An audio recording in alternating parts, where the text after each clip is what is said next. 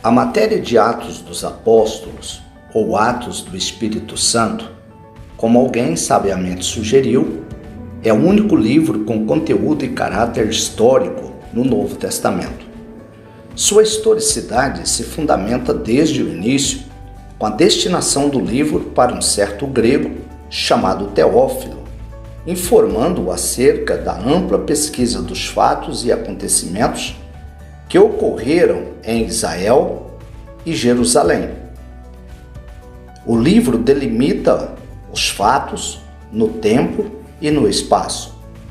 Destaca pontos salientes de sua narrativa, de tal forma que o livro autentica as histórias veiculadas oralmente, já conhecidas amplamente na região onde se deu os fatos, e também, já por notícias, chegado até a Grécia. O livro foi escrito por Lucas, o médico amado, citado pelo apóstolo Paulo no ano de 63. A leitura de Atos deixa-nos entrever os objetivos básicos que Deus tinha quando despertou Lucas a elaborar este primeiro tratado acerca de tudo que Jesus começou não só a fazer, mas a ensinar, conforme escrito no capítulo 1 e já no verso 1. Deus pretendia que os discípulos de Jesus compreendessem que a obra que este começara, ou seja, a implantação do seu reino na terra, deveria ter continuidade, mas agora através da operação do Espírito Santo na vida dos discípulos. Jesus, antes de subir aos céus, já havia expressado a grande vontade do Pai, a expansão do Evangelho até aos confins da terra.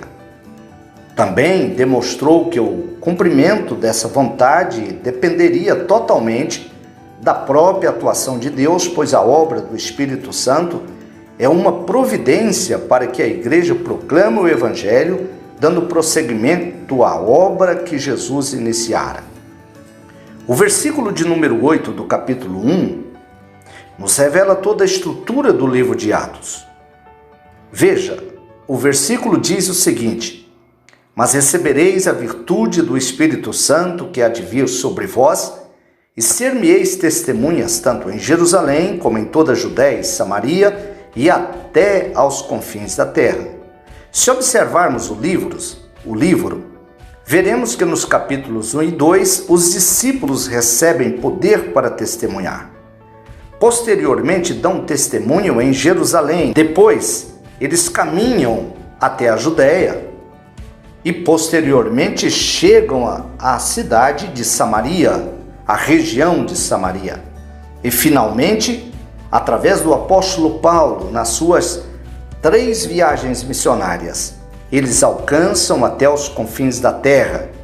Narrativa essa que encontramos nos capítulos 13 ao 28, sendo que a última viagem de Paulo, a sua 4ª e última viagem, foi a viagem que ele ruma para Roma, para dar cumprimento à vontade de Deus de que ele testemunhasse também em Roma.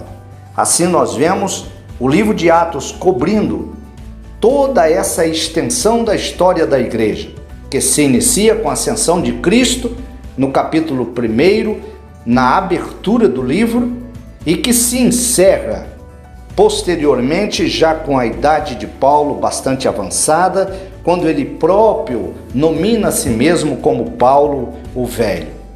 Por essa razão, então, nós temos essa preciosa matéria que deverá ser estudada com muito critério para que nós enxerguemos qual foram os fundamentos estabelecidos pela igreja primitiva para a sequência, anos e séculos seguintes.